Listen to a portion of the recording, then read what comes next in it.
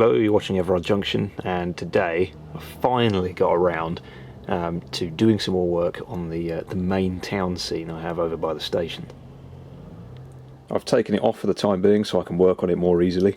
I'm so glad I made it removable. It really is a bit of a pain when it's over there doing any work on it. So today I'm going to be adding some extra detail and finally getting around to sorting out the gardens. I've already done some work before I started filming. Main thing I have done is I have installed the fences for all the gardens. Most of them are roughly the same size. Some of them are shared, some of them aren't. So for example here, this is quite a small area, so those two houses share the same garden. Done the same over here as well, still need to sort the fence out in that corner. And the two nicer houses on the street have got slightly larger gardens, and I finally found somewhere to put my little scaled-out greenhouse. I've done some painting to the area, not quite finished yet, but pretty much all done. Basically, I've painted the hard standing for the car park, and I've painted the little side entrance between these two buildings here to get to the car park. You can see I've got a garage over there, a little lock-up that can be rented. So some of the residents will rent a garage space in there, and others will just use the area to park their car. I did think about adding a field perhaps or something in the middle, a green area, but the problem was the whole area is double yellow line. There is nowhere to park legally around here anyway, unless you leave your car in the station car park. So it looked a little bit odd having all these cars and all these houses and nowhere for them to actually park. So I went for the parking area in the middle. I've got a small path down the side of the garage to allow exit for residents and entrance to get to their cars. You can also get out using the sideway here, but obviously that's not practical for houses further in the town. So there's a little way that goes up there, and then if the scene went back further, the idea would be that this would go into one or two paths and run up there and so on into the rest of the town. So I'm going to start doing some work on the gardens, adding little bits and pieces of detail. This is an area that can really be detailed a lot, so it should be a nice little project to do. Makes a change from working on the actual layout itself. This is more sort of a diorama in a way, as it's removable. I'm going to paint all the street lights. At the moment they're all white and they look a bit odd. Never really see white street lights anywhere. The buildings as well are going to be altered. At the moment they all have the same coloured doors and the same coloured windows and windowsills. Again, I'll be changing that. I used to live in a terraced house when I lived in Watford, and there was a lot of personalisation that went along among the terraced houses. Some people had work done and put, things like loft conversions in. Some people just painted the place and made it look a bit nicer. Others were left almost as they were built. So I'd like to create some variation along this section. I'm also going to be rebranding the shop. At the moment it's just called Harold's Larder, which I believe is some generic shop that Hornby made up for doing this particular building.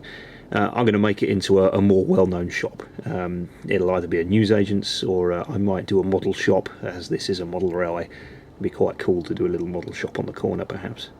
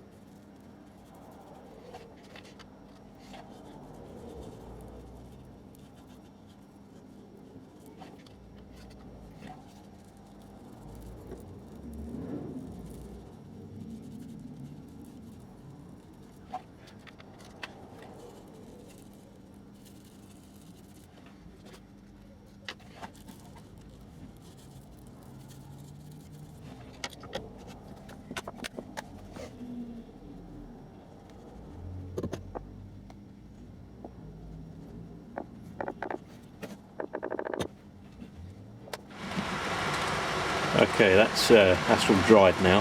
I've moved the town seed back over into the corner because the rest of my retaining wall arrived, so I was putting that in. That's all installed now, so I'm just going to leave it over here for the time being. I can reach most of it reasonably well, so I'm just going to carry on up here rather than lift it off again. I've just laid down some base earth in the gardens. I've left some areas bare where there'll be some paving or some patio or something, but most of the houses have got at least some area of grass in there. And I've got some very short grass fibres in just a knock puffer bottle, just to get some lawns going on in these gardens. I'm not going to bother with a static grass applicator because when I'm dealing with fibres that are only 2 or 3 mil thick, a puffer bottle does a reasonably good job.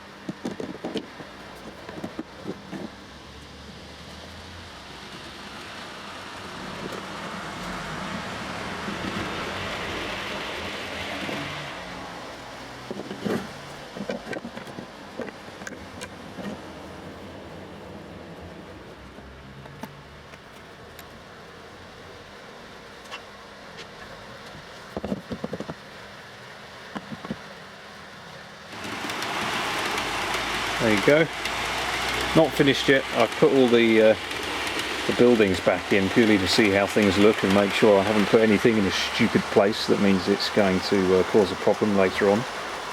But it's amazing actually what a difference that's already made. It actually looks like a seam by just adding a little bit of greenery in there. With the houses in situ, I can now add some more bushes in the gardens just to make things look a little bit better. It's a bit difficult when you're doing the gardens and the building itself actually isn't there.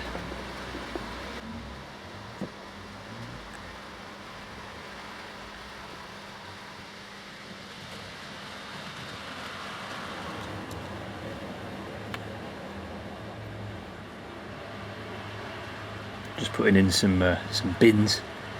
These are Backman Scene-Craft bins. You get them in a bag of 4.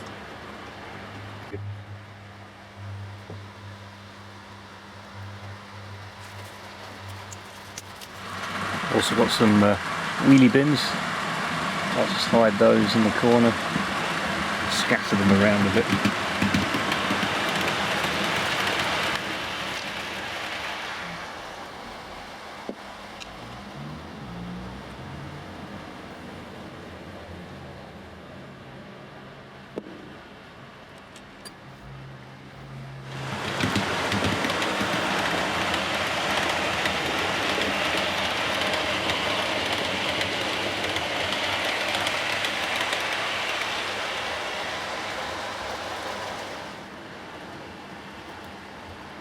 Also got a phone box.